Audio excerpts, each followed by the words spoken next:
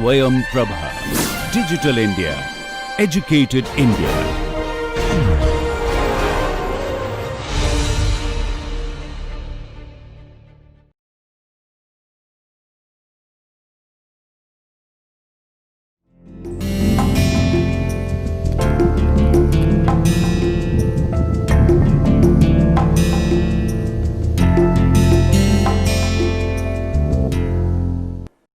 Hello, I am Anjali Kulkarni.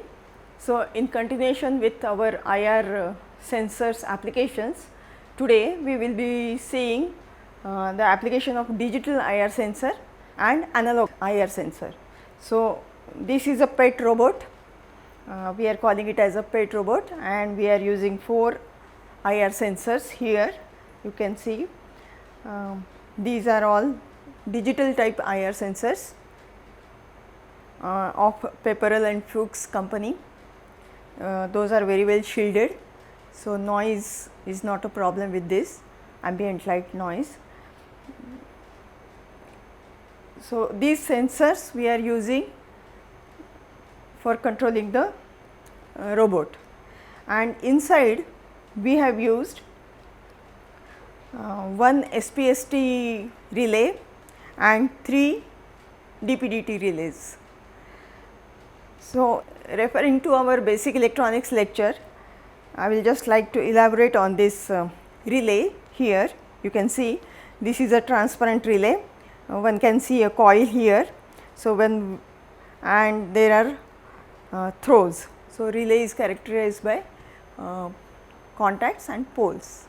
So, there is one coil which we will energize using the sensor output, and accordingly we will give motor supply to run the motor. So, this you can see here, this is a coil, there is one diode connected across the coil. So, that will take care of the negative surges or the switching chattering of the switch, and you can see this is a common terminal and there are 2 throws. So, one is normally open and other is normally closed contact. Those can be seen from here. So, the upper throw that you can see, it is already in contact with the central tap, and there is another terminal which is normally open. So, what we will do is that this particular relay we will be using it as a power on switch. So, whenever this sensor will get activated, this will provide supply to this SPSDT which is placed inside. So, coming and there is another type which we are using. This is a double pole double throw relay. Again this is a transparent relay. You can see there is one coil which contacts are provided over here, and the coil can be seen at the rear, and then there are common terminals and then 2 throws are there. So, we will be using 3 such double pole double throw relays for achieving our left turn, right turn or reverse turn. So, what will be happening is that this relays, one single pole double throw will be activated by this power on supply, power on source sensor. Then there are left sensor, there is a right sensor, and this is a forward sensor. So, inside we have the control circuitry is achieved using relays. Sensors will be actuating the relays depending on the which sensor gets activated with the obstacle or the any object which is coming in the path. Then we are using a battery here, 12 volt battery, and 2 DC motors are placed inside. So, I can show you, there is a single switch. So, you can see green lights are there, that says that the sensors are in active mode now, and when I place my hand, so this power on supply relay is activated, and that is supplying current to the motors, and motors are configured in the forward direction for the default mode. So, now that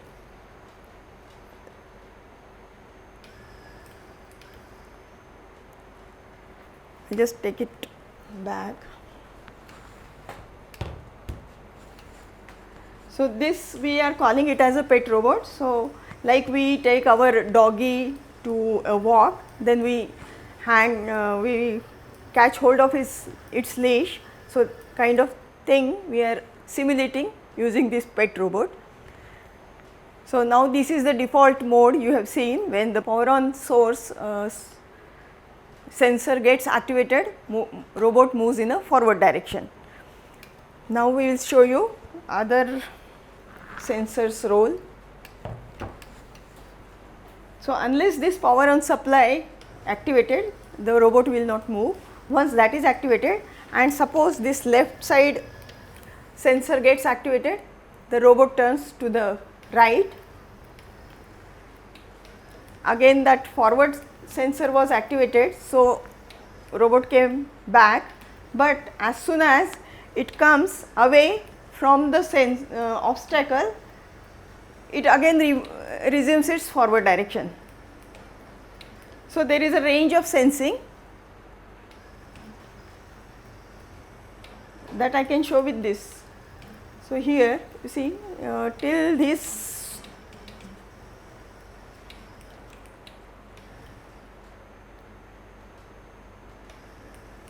here it gets activated. So, that is the range around 50 centimeter or so. So, you can see that sensor, that obstacle, that hand is there, and what is happening is that it is intermittently changing its direction.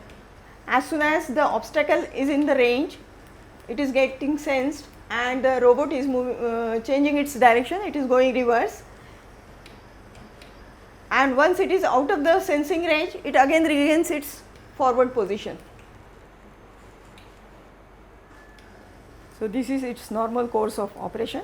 When this power on source activated, robot moves forward, and when the forward sensor is activated, it will go in the reverse direction.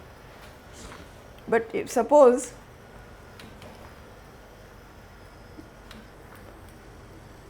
two or three or both of the sensors they get activated together, then it will get confused and it will make a tuk tuk sound. But this situation can be avoided by using a proper digital gate circuitry designed for this function, and that can be done using the truth table that is derived, that was shown in the theory course. So, this is just to show you how simply one can design a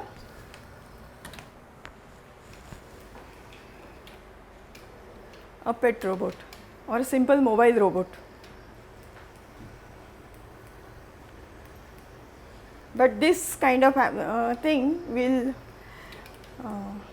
give you the basic architecture of making a robot, so that as you might have regathered that a robot consists of a mechanical structure, sensors and actuators and some control strategy.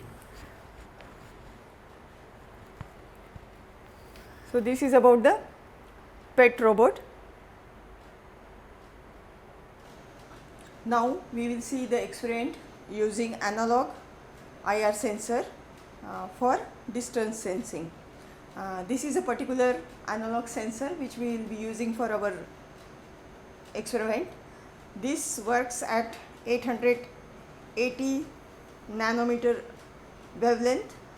This has got sensor and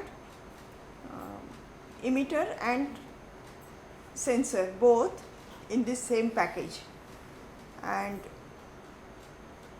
they are of the same wavelength, working at the same wavelength. This is a very concealed package. The transmitter consists of the emitter, IR emitter and amplifier, and the receiver, which is also situated in this package, that consists of an amplifier, receiver, that is the sensor, which is of the same 880 nanometer wavelength, working on that wavelength. Then after sensor there is amplifier, there is limiter, then there will be a band pass filter, demodulator, integrator and comparator, all integrated in this circuit, so that this can work for a longer distance. And here you can see the block diagram and the electrical connection diagram of the sensor. So we have given 12 volts coming from there, and you can see there is a light here, and that shows that it is in the active mode. And in this block diagram there are shown 3 resistances, those are used, that is for biasing and making this active. Those we have connected on this small general purpose board, and you see these wires, they are coming, we have soldered them over here in this PCB, and we have connected these resistances, these 3 resistances. Those are of value 470 ohm, 1.5 kilo ohm and 2.2 kilo ohm. So this completes our circuit. Now what we will do is that we will use an obstacle. We have placed a scale over here so that we can know the distance, and what we will do is that we have connected a multimeter. So this completes our circuit. We have given the power supply, we have placed the scale to know the distance. What we will do is that we will place an obstacle in the form of a white paper which reflects almost 90%. So we are using a white paper, and we will read the voltage in the multimeter when the sensors gets activated, and then we can plot a graph, and we can have a lookup table. So this sensor can be interfaced to a data acquisition system, and you can have automatic reading of the sensor or the distance, and those can be used for robots, either to have internal sensing or external sensing, depending on the configuration how it will be connected in the robotic system. So our experiment setup is ready. We are taking the output at pin number 4 as it was shown on the circuit. Here is the circuit, multimeter is connected at respective position, and as said we will be using a white paper for the as an obstacle, and what we will do is that we will place it at different positions. We will know the position by the help of the scale, and we will see the voltage. So now at 0 distance we have voltage of 2.08. So this is the 0 position of the obstacle, and we will be having voltage at 2.04. Now if we change the obstacle by 10 centimeters, now the obstacle is at 10 centimeter, and you see the voltage is 2.17. So at 20 centimeter of distance voltage is 2.3, at 30 centimeter voltage is 2.44 volts. Likewise we will go in the steps of 10 centimeters, and we find at 40 centimeter the voltage is 2.56, at 50 centimeter the voltage is 2.7, at 60 centimeters voltage is 2.81 to 282, at 70 centimeters voltage is 2.94, at 80 centimeters voltage is 3.05, at 90 centimeters voltage is 3.2, at 100 centimeter voltage is 3.35. Now what we will do is that we will stop the experiment, we will shift the scale so that we can have higher readings at longer distances. So now start again. I will repeat the reading at 100 centimeter, that is 3.34 volts. At 110 the voltage is 3.47 to 3.48. At 120 we have 3.61 to 3.62 voltages. At 140 centimeters the voltage is 3.9. At 150 voltage is 4.7. At 160 centimeters we have 4.3 volts. At 170 we have 4.43 volts. At 180 we have 4.57 volts. At 190 centimeters we have 4.7 volts. At 200 centimeters we have 4.81 volts. So, likewise we can take the readings.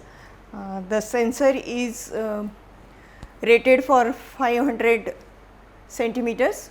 We could take readings up to 200 centimeters because of our setup in the laboratory, and with these distances and voltages we can plot a curve that will be a characteristic curve of this particular sensor in this particular ambient light, and we can have a lookup table based on this curve.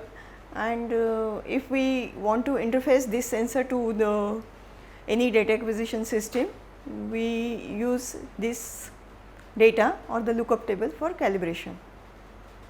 So, this is how the use of analog IR sensor is reported here, how the experimentation can be done, how the circuit has to be built, etc. is shown here. And these sensors, they can be used in the robots for external sensing or internal sensing, whatever the case may be as per the connections. So, continuing with our experimental modules, today we will see a short experiment about the DC motor control using operational amplifier. This is a simple circuit which can show you how to test the motors and how to achieve a simple direction and speed control using operational amplifier. So, to begin with, I will show you, this is a DC motor which has got encoder inside. This is a Maxon motor. You have studied the theory in the theoretical lectures. This is an op amp. This is power op amp OP12A. We are using this op amp for controlling the speed and the direction of the motor. Here there is a PCB. We called it as a printed circuit board, where we have connected all the necessary circuit which is used. So, this is the circuit diagram. As I mentioned, this is PA12A op amp. Here there are two connectors which are showing these 8 pins. We have taken all those 8 pins using these two 4-pin connectors on this printed circuit board. So, these are soldered over here. Then here you see these two big resistors, the green resistors. These are current limit resistors. Because this mode is an inductive load, this can draw a lot of current. So, these two resistances are provided to limit the current. Then here as you see, op amp has two inputs, inverting input and non-inverting input. Non-inverting input is grounded and we are giving a voltage at the inverting input, and that voltage is derived with this potential divider circuit. We are using a potentiometer here as shown here, and that is to change the voltage at this point. So, we can have positive excursion through 0 to negative excursion, and when this point, the inverting input point, has got negative input with this 10K and 10K feedback resistance, we have unity gain. So, negative input is when this is negative, a positive input, positive output gets appeared at the pin number 1 of the op amp, where the motor terminal is connected and other motor terminal is grounded. So, this voltage here either positive or negative comes after the amplification through this op amp, and these are the motor connections. So, this is a motor connector.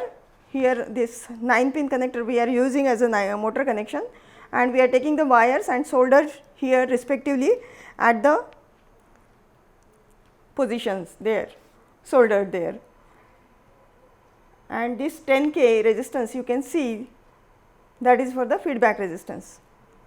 Now, as I told you, when we set the input to 0, you see the speed is reducing. We should be able to stop the motor at 0 input volt. So, here you can see the voltage is, the motor is stopped and this 0.24 volt is appearing. So, there is a range for which the motor is halted. So, you can see from, so here you see the motor is halted. Now, if I change the knob to one position, we can read the voltage at the middle point of the potentiometer, that is fed to the this point to the inverting amplifier. So, here the input voltage is 1.33 at this point, and a motor is moving, and here on the oscilloscope you can see two channels. Those are channel A and channel B, and those encoder pulses one can see over there. So, this is the simplest circuit, where by changing the input voltage we can change the speed. Here we can change the speed, and accordingly there are encoder pulses over there, and you can see there is a phase difference between the A and B, and that gives us the direction while we control the motors using Arduino or any motion control card. So, at 5 volts of input,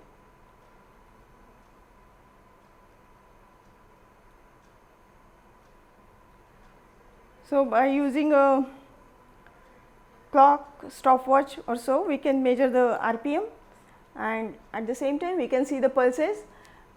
Here you can see the channel A and channel B, and the time scale is 2 milliseconds, and voltage levels are 5 volts. So, there these two channels 0 to 5 volts there. So, these are the encoder pulses, and total time is 2 milliseconds plus 2 milliseconds, it is 4 milliseconds on off time is there, and continuously the encoder pulses are coming.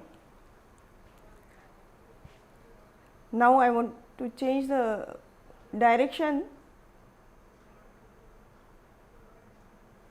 So, here through 0 we are going, and here you can see the motor has changed the direction. So, this is to show you how a simplest speed and direction control can be achieved for DC motors using op amp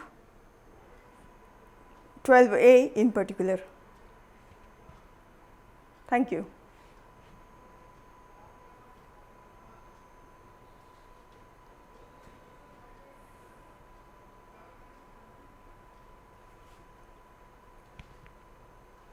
So, here I explain you the circuit diagram which we are using for DC motor control. Speed and direction we are controlling using a op amp 12A. So, this is the op amp configuration diagram, pin diagram is there. There are two resistances RCL plus and RCL minus, those are used for current limits, and we have provided a connector which will be connected on the PCB printed circuit board where the op amp is sitting. Op amp is there, is connected also via pin connectors. Two 4-pin connectors are used for connecting the op amp to the PCB. So, this is the feedback this is the potential divider circuit where we are generating positive to 0 to negative excursion DC bias that will be fed to the op amp, and this op amp is using a unity gain configuration. The non-inverting input is grounded and motor is connected at the output of the op amp, and the other terminal of the motor is connected to ground. And here is the motor pin diagram. On this connector, on the connector which is connected to motor, we have my M minus, M plus, VCC ground, and 2 channels outputs are there. So, this is how the circuit is made. Hi, I am Parikshit Shah from Center for Mechatronics, IIT Kanpur. Today I will explain programming and interfacing with Arduino microcontroller.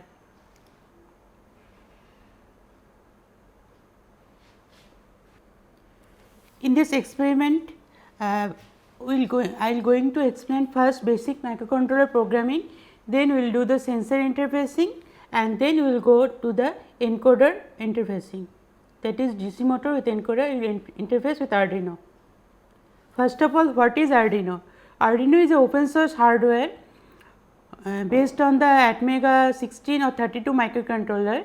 It has a easy to use IDE, so that its programming is easy. This is the basic Arduino processor board, and this is the basic Arduino IDE. Arduino, now we are going to explain the basic pin diagrams of the Arduino. Arduino, in the left side top corner there are 6 pins which are corresponding to the power block. Next to the power block, there are 6 pins, those are analog read and write pins, and in the left pin there are 13 pins, those are corresponds to digital pins. We will do digital read and write through these pins and analog read and write through these pins, and for power connection between the Arduino board and any sensor or motor, we will use these pins. Now, pin can be of 2 types, input or output. This corresponds to the microcontroller. When microcontroller takes the information from the outside world, that pin is input, correspond to the Arduino microcontroller, and when we are going to write something to any sensor, then that pin is corresponds to output pin from the perspective of Arduino. For the basic programming of the IO pins, we used to first define pin mode, then pin and mode. Pin means corresponding to which of the digital pin and analog pin. We define that if it is analog pin, there are 6 pins A0 from A5, and for that we corresponds to write A0, and mode can be input or output. Means if I am going to decide my pin 3, that is analog pin 3 should be defined as input pin, then we have to write as pin mode A3 comma input or comma output for if I am interfacing any motor. Similar to the case of the digital pins also, where we can define directly by pin number, that is from 2 to 13 or 2 to 12 any pins. Next we have to next is coming digital read. In the digital from the availability of all the digital pin, we can do either we can write on the pin or we can do read from the pin. So, if we are going to read the pin, the command is digital read pin, and it used to read either high or low, and similarly digital write pin comma value. Value can be either high or low, or we can directly use 1 or 0. As these are digital pins, so we can write directly pin numbers like 7 comma value high or 7 comma 0 low, like that. Similar to the digital pins, we have analog pins, that is on the left side, like these things below the power. These are 6 analog pins. Similar to the analog digital read write, there is similar analog read and write is also available. Analog read pin number and analog write pin comma value. Here the value can be between 0 to 255, rather than only the digital pin have 2 values, 0 or 1, that is high or low. Now we are going to describe the basic coding block diagram of the Arduino. Arduino programming has mainly 2 blocks, one is setup, another is loop. and initially first we will define all the variables and all. If we are going to import any libraries, that should be defined first. Now next we will come to the, it should be defined first, then we will come to the block setup. In the setup block we used to define the pin modes.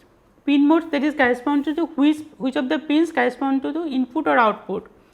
These setup blocks used to execute only once.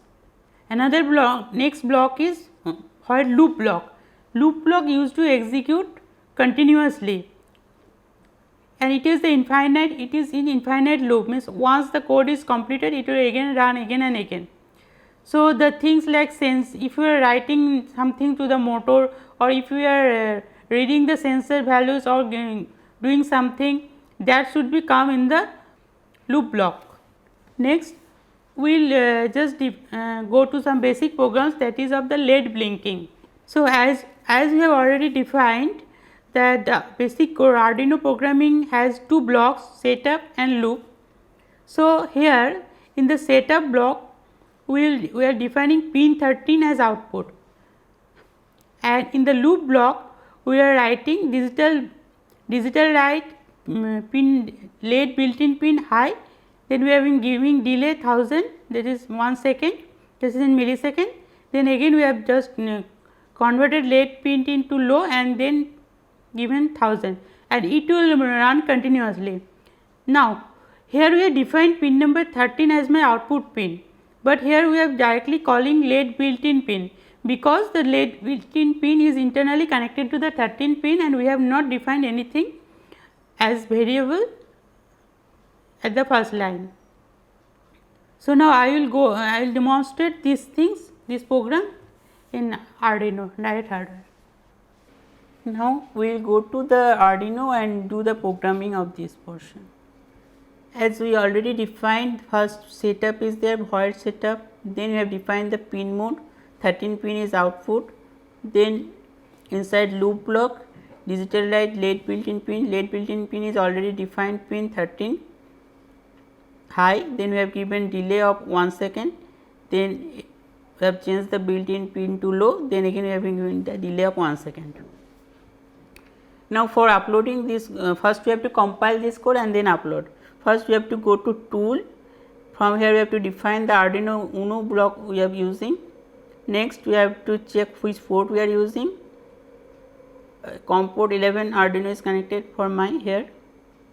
Now we first do the compile.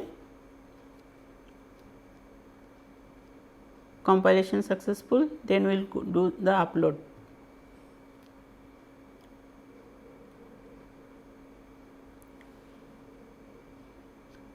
Now we can see in the hardware this LED is getting high and getting low with 1 second of delay in between.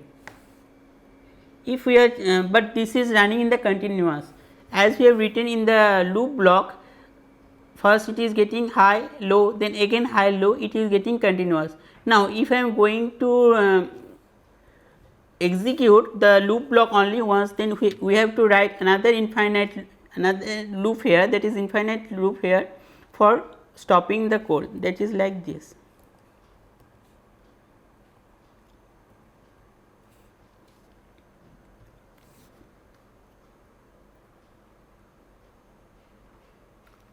See here again, here for this time the light glows only one time and then again stopped. So sometimes we have some of the code is needed to program like this, that we need to execute the while loop block only once, then we have to write program like this. Now I will show once again this thing, just note to there, program uploaded, light getting blinked one and then get stopped. Now I will delete this infinite loop blocking comment, and if I am changing this delay from 1 second to 100 millisecond and then upload, the light blink will become faster. This is the basic LED blinking program. This is already explained. Next we will we will do one program, that is dual color LED glow Arduino program, Arduino demo. Here there are two pins. This is 3-pin sensor, which is one is connected to the ground and another two are corresponds to 2 digital pin. Here these are digital pins, so we have defined directly 11, 10 like this. These are the variable declaration. Next we will go to setup, then we define these 2 pins as output pin. Next we will do serial begin, and then this the setup is completed. Next we go to the loop block. Inside loop block we are just changing the values of these 2 digital pin and giving some delay. Then again we are changing some values and we are just increasing the intensity of the glowing light, and the color is also changed. Now we will go to the hardware and see this thing.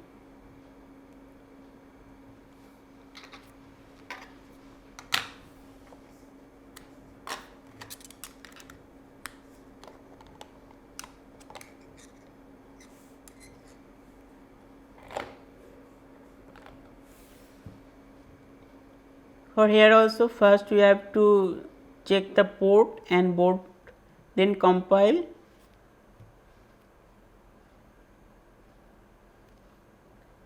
and then upload.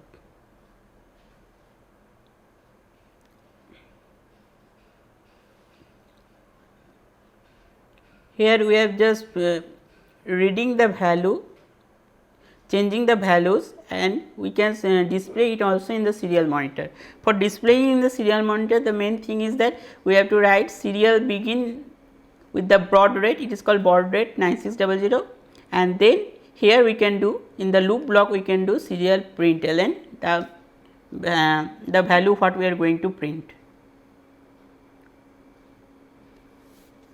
Here we have to open serial monitor from here, and then first we have to change the baud rate.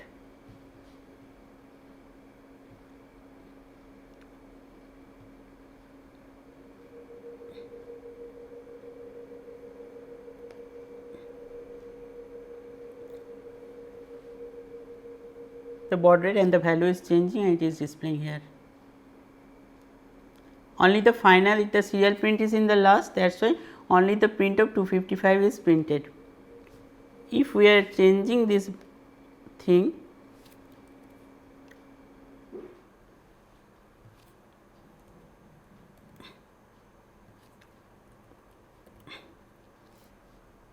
and do the compile and upload,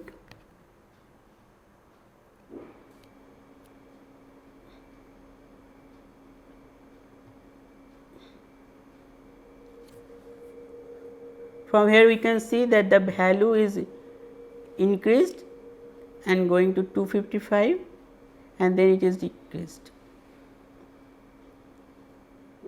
it is getting increased, and the value is the change in the LED is also here, we can get see it.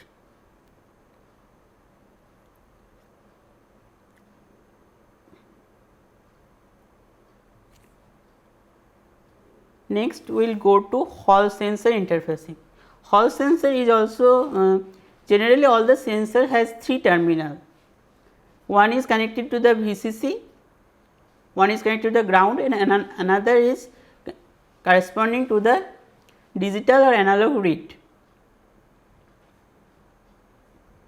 So here we have connected the LED, and we are programming like that when the Hall sensor is sensing something, light will glow or light will become off when it is not sensed.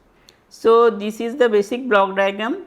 So VCC and ground are connected to the VCC and ground that are in the power terminals, power ports, and another is sensor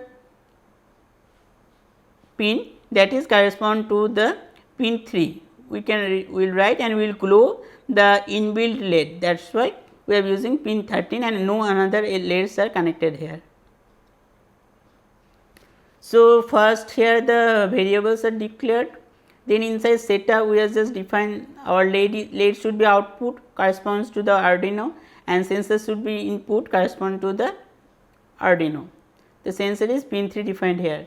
Then we will do serial begin 9600, this is my baud rate, And now what will they do? Inside loop, first we are reading the value from the sensor, then we have just do the print, serial println, this will the value will get in the serial monitor, then based on the value we will do digital write of the pin to high or low.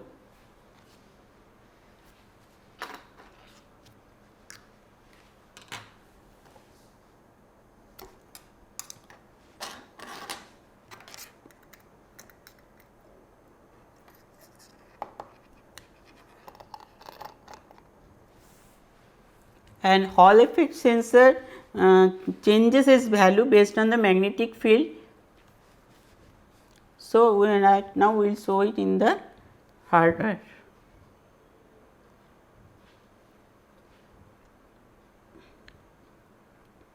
Again we have to first check the my board number and board name and port name, then we will do the compile and upload. Once again we can check the program here. Here LED pin is 13, that is the built-in pin of the Arduino. My sensor is connected to the pin number digital pin 10. Then I have defined my pins input or output, then we have done the serial begin, and inside loop we have just read the value and then print it as along with based on the value rate we have changed the value of the light to high or low.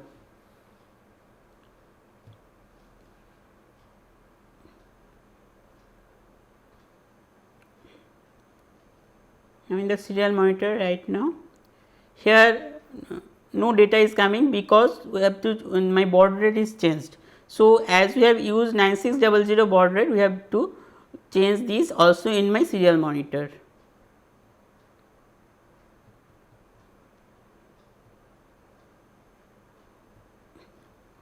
See, it is coming 1, and when my magnet is coming, the value is coming 0. When there is no magnet, it is coming 1, and along with that when my 1 for 1 value is, when my value is 1, that is high, the LED digital write LED is high, the light is now glowing, and when my magnet is coming nearby, the value is changed to 0 and the light glow has stopped.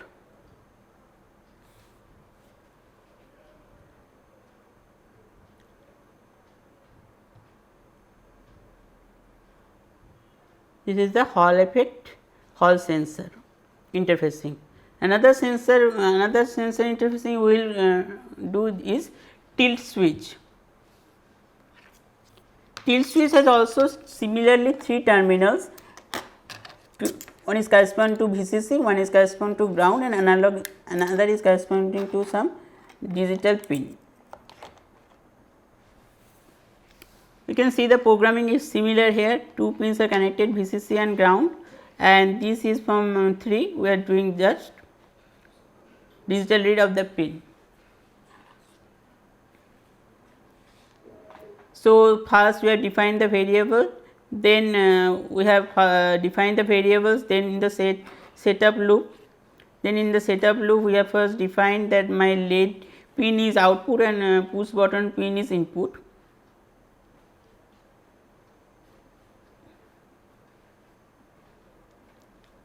Here the push button pin is correspond to this pin, which is the signal is correspond to this, because tilt switch used to execute as a switch pin, that is why I have kept it this button pin. Then in the loop first we have digitally read the value, then based on the value we have just change the Arduino's built-in pin LED pin to high or low.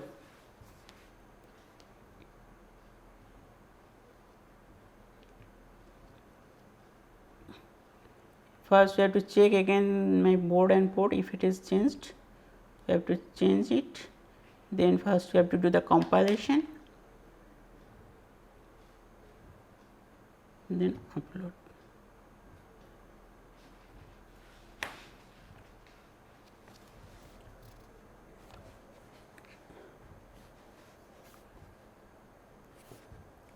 When my tilt switch is now the tilt switch is off, when tilt switch is off LED is on, when tilt switch is on LED becomes off.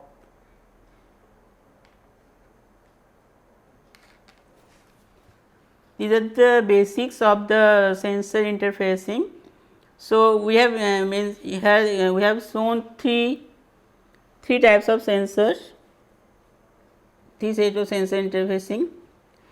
One is that 2 LED, one is Hall effect sensor, tilt sensor. So, basically all the sensors can be interfaced like this. If we are doing analog right, then we have to take the corresponding analog pin in place of the digital pin. Now we are going to explain about the encoder. What is encoder? Normally DC motor has only two terminals, that is plus and ground. So if we are giving plus and ground to the positive voltage and ground, then if my motor is moving clockwise, then if I am changing that power connection to ground and VCC, then it will move anti-clockwise, but we cannot have any idea about how much my DC motor has moved. So, that means we cannot get any feedback data. So, for getting feedback data we use encoder. So, basically encoders are of two types, absolute encoder and incremental encoder. In the absolute encoder we get the value no based on what is its corresponding value, and if my right now value is 0 degree suppose, and if I am incrementing it 10 degree, then it will give the value of 10 degree. If my initial position is 10 degree, then it will give 20 degree. But in case of the incremental encoder, it will only give the change in the values. So, there are mainly two types of the encoder. One is absolute encoder, one is incremental encoder. Internally, the encoders can be divided into two more categories, that is means from different perspective it is categorized into two types of transmissive encoder and reflective encoder. In the transmissive encoder, this is called encoder wheel. In the encoder wheel, transmissive, for the case of the transmissive encoder, in the one side there is LED light, LED transmitter, and another side there is photodetectors, that is a detector of the LED. So, if my LED is detecting the light or not, based on that the encoder gives the data, and that is used for the feedback. This is for the transmissive encoder, and another is reflective encoder. In the reflective encoder, both the transmitter and receiver, transmitter LED and receiver photodetector, photodiode are kept side by side, and based on that thing, if my value is red or not, it is giving some data, and that is used for the feedback. So, we are right now going to explain incremental encoder. There is one type of incremental encoder known as quadrature encoder. So, for the case of the incremental encoder, this is the first thing, this is incremental encoder. If my value is coming or not, based on that it can give the value that whether I have moved, suppose the encoder has 1000 slots in between. So, we can get the my resolution of the encoder is 1000, and based on how much it has moved, we can get the value, my 5 slots have been red. So, I have moved this much angle, that can be red. But we cannot give any idea whether I am my encoder wheel is moving clockwise or anti-clockwise. To get know of that thing, we have used an quadrature encoder. Quadrature encoder has two channels. So, suppose let us focus on this wheel. This is my encoder wheel with 1, 2, 3, 4, 5, 6 encoder slots, and two LEDs, that is transmitter and receiver sets, are kept side by side. Now, if my wheel is kept like this, so this is received, first one is received, second one is not received, that means my 1 0 is coming. Now, if my encoder wheel is moving clockwise, then both will receive the signal, then from 1 0 I will get 1 1, and again my wheel is moved clockwise, then I will get 0 1, and again I am moving, then I will get 0 0. So, based on these values we can get idea about my encoder wheel is moved clockwise, and based on how much slots it has moved, we get the value, we get to know about how much degree or how much rotation it is moved. So, if my value is 0 0, these two pins are correspond to two channel, that is red. Using oscilloscope we can get these two channel values. Pin 1 is corresponding to channel A, pin 2 is corresponding to channel B. So for this thing, first my value is 1 0, then 1 1, 1 0 and 1 1, then 0 1, then 0 0. So this is corresponding to clockwise movement. You can see from here the value is coming, the channel oscilloscope data is like this for channel A, this for channel 2, 0 0, 1 0, 1 1, 0 1. If this is coming, that means my encoder wheel is moved clockwise direction.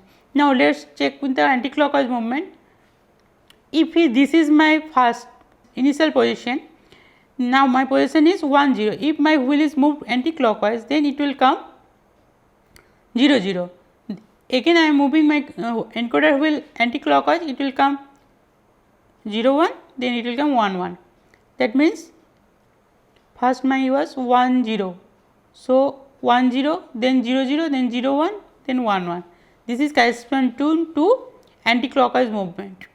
Similar to these things of the clockwise movement, these two channels are, this is the oscilloscope data of the channel.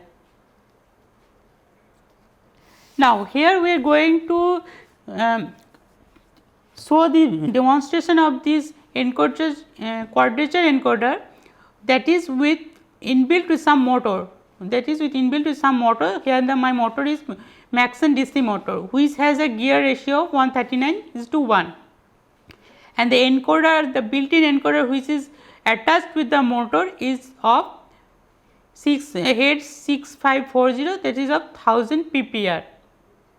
The encoder, this is the encoder wheel which is inside the attached with the motor, and these are the slots, there are 1000 slots, and this is my transmitter receiver, that is red for reading the value. This is connected to a 10 pin channel, and from the 10 pin channel these are corresponding to the pin values. We will take channel A, we will do the connection between channel A for reading channel A, pin 2 corresponding to the VCC, pin 3 corresponding to the ground, and pin 8 corresponding to channel B. This is the basic block diagram. This is the encoder. We will go to the code and explain everything. Motor voltage is given to the motor for driving the motor. Along with motor some encoder is attached. Here the we have kept it separately in the block diagram. The encoder, from encoder 4 of the wires are going, 2 for the VCC ground and 2 for the channel A and channel B pins. And from here also we have, from channel A and channel B we are reading to the value through the oscilloscope to check the my timing diagram of channel A and channel B like this. Okay. Now for my encoder will give some values, but that value is corresponding, as we have some, here is a motor, along with motor some gear is also there. So based on my gear ratio, some mathematical calculation will come that how much is corresponding to my 1 degree movement. So this is the calculation. We have 1000 pulse, that is corresponding to 360 degree movement. That means 360 degree of the encoder movement, that is corresponding to 360 by 139 degree motor movement, because this is my gear ratio, 139 is coming from my gear ratio of the motor. So 1000 pulses, and there are 4 events in each pulse. So that is corresponding to this much motor movement. So 1 degree is corresponding to this much event. So we from when we are reading the value from the encoder, we will get some event value, and then we will divide that event value by this event to get the accurate degree measurement, how much the motor has moved. Now this is the program. I will first explain the program here, then we will go to the practical demonstration. So here we have used some library, that is encoder.h. Then we have just creating an object of that encoder library using encoder, my encoder 2 3. This 2 3 are the 2 pins that is connected with the channel A and channel B. Channel A and channel B, like I saw. Channel A and channel B. These 2 pins are connected to 2 and 3 pins of the Arduino. Then we will define some variable here. set pose for we are giving, if I am giving 20 degree, it will go to 20 degree and stopped. And we are giving for setting the value at variable defined, for getting the current value we have defined another variable, some error values we have taken, and based on the error we will again run my loop. We have used only P proportional controller, and for the motor there are 3 pins are connected here, 6, 7, 8, 6 for enabling the motor, 7, 8 for the motor direction, motor's 2 terminal positive and negative. Now inside setup, first we will do the serial begin. Here the baud rate we have defined as 115200, then we have defined these motors 3 pin as output, then we will come to the loop block. Inside loop block, first we will take the value, and convert the value in int, integer format. So serial dot parse int, set the value, then we will checking if my serially if any data is available. Suppose we are giving 20 degrees, so first you will check from the serial monitor if the value, if some value is available there or not. Then we have written that we have just do the serial print and serial println. Serial print will just print the line and keep the cursor on the same line, and if we are doing serial println, it will do the print and change the cursor in second line. Then we have write some condition. Suppose my set position is 20 degree. So we will check my set position if it is greater than 0 or less than 0. If it is greater than 0, then we have defined that motor pin direction 1 low, direction 2 pin high. Based on this, the motor will move clockwise direction. Position is greater than 0, so it will move the clockwise direction. Then we will do the analog. Here we have changed, we have written the analog write pin, that is enable pin to 65. We can change this analog write value from 0 to 255 to control the DC motor speed. Then we have using that MyEncoder library we have already used. Using this MyEncoder.read, we have will just read what is the event numbers occurred due to the movement of the wheel. Then we will do the serial print of the current position. Then current position, that is also the event number. So if we are divided, that's why we are dividing it with this value that is coming from my this calculation. 1 degree is correspond to how much event. So we are divided it by the event number, and we are getting how much degree it has moved already. Then based we are just getting the value of what was is now position and what is it is current position it has moved, and we have kept it saved in as error, and if my error is less than 1, the motor will stop. Like this it is going. Similarly, for the less than 0 position, means if my angle is minus 20 degree, then it will move anti-clockwise. So similarly, analog speed, analog write M1 enable 65, speed is kept same. We have just changed this pin to direction 1, direction 2. First time it was low high, we have changed this to high low for anti-clockwise movement of my motor. Then same like the earlier, we have just read the value, divided it by the position and checks the error and do this thing. Now we will go to the hardware and run the program and check the value. Now we will do the experimental setup of the encoder and demonstration. So this is the internal setup of the encoder. There is one encoder wheel and there is one transmitter and receiver. And this is of the low resolution. Suppose this is of the 8 encoders slots are there. So when I am moving the encoder wheel, there is one transmitter and receiver. Either it is receiving or it is blocking. Based on that value, we can get the idea about how much my slots are coming. If my 8 slot is already came and it is read from here based on the optocoupler's reading, then we can get idea about that my wheel is already moved 360 degree. So based on that we can get idea about how much it is moved, how much degree it has already moved. This type of encoder, this is the basic, this encoder is attached with some motor, and so if my motor is moving, based on that encoder wheel is also moved. So this is the internal circuit of the encoder.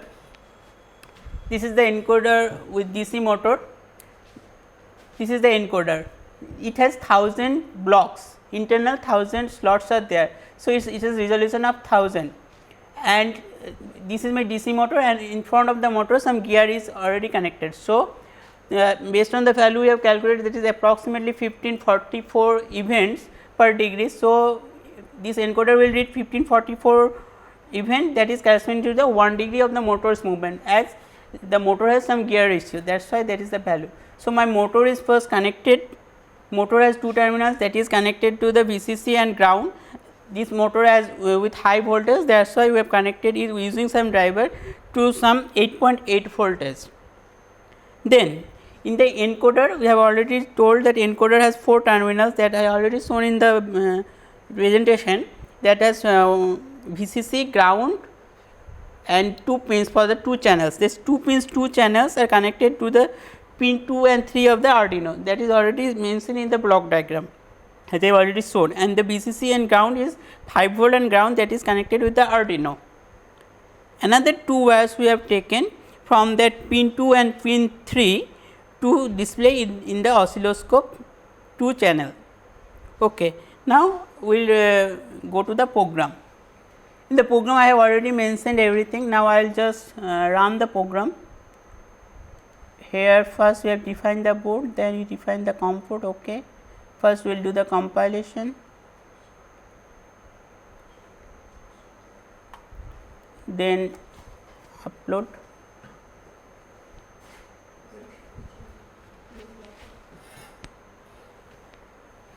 Now, first we have to check my baud rate here is 115200.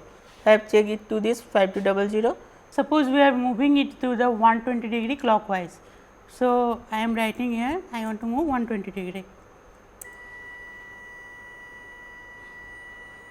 So, now you can see my value is getting increased and my encoder wheel is moving, but the encoder wheel is moving faster because there is 1544 event is corresponding to the 1 degree. So, corresponding to it my encoder wheel is moved and it is stopped. Now, you can see from here my set position is I have given 120 degree, current position is 119 degree and it is get stopped. Now, I have to we already get to know here we have used only proportional controller with 1 degree error, that is why it got stopped in 119 degree. Now, we get to know that my motor is already moved 119 degree as per I have given 120 degree movement, but whether it is moved clockwise and anti-clockwise we have to get to know. For that we will go to the oscilloscope where we have read the 2 channel values. Here this is my channel 1 value and this is my channel 2 value. So, as I have already shown in the PPT that my wheel velocity, if it is moving clockwise or anti-clockwise, it will come like this. First the value is, this is 1 0, next it is coming 1 1, next it is coming 0 1, then 0 0. This means it is corresponding to the clockwise.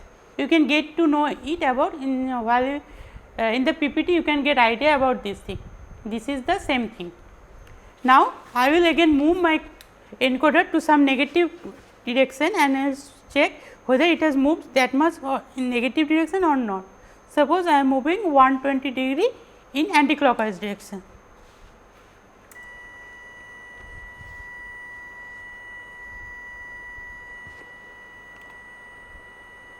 So, my set position is 120, current position it is minus 120, current position is showing minus 80.